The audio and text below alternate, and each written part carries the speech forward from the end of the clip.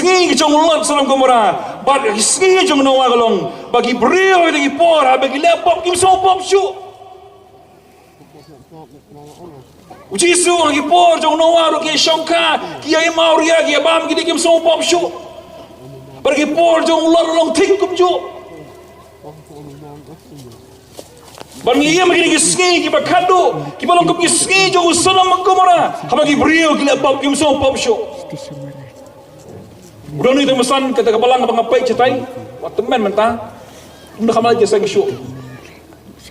bawa ke si syok ka mga ong ay pastor wong aku ayam no teng ong hamen si mo syong laraw temesan ulah tray dagi post na mo temesan ong ayam no mo donjing mud kali ka parsi tong temesan depi ong ayam no ti kay kada ko ayam no ong ayam no pi pastor ong hagi por jangan mensyua. Lara katu kapop ka mangilek pitek wong tamu spesi manir ngot syu. Ya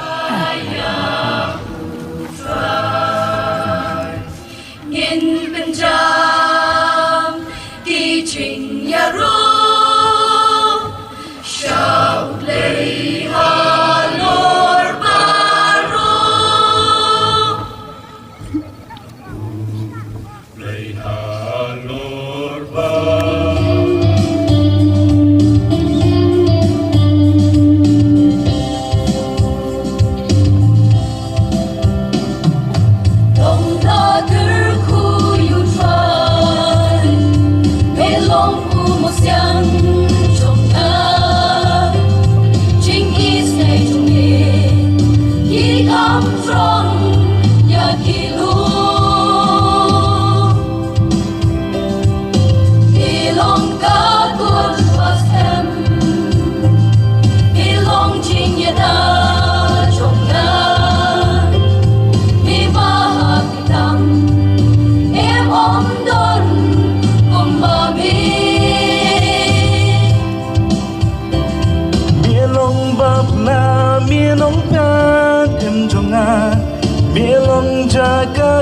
jonga banungan lujo ya jingit babla iya rob leje oba tombalaku ya ga kurteng makrau jong try mensi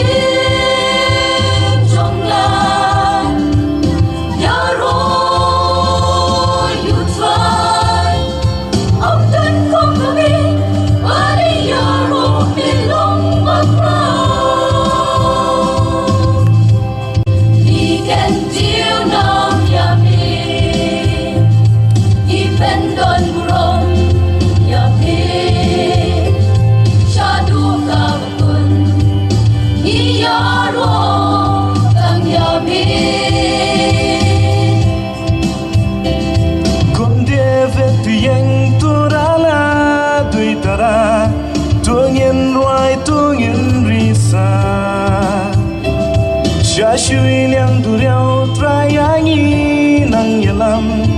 最中意我吧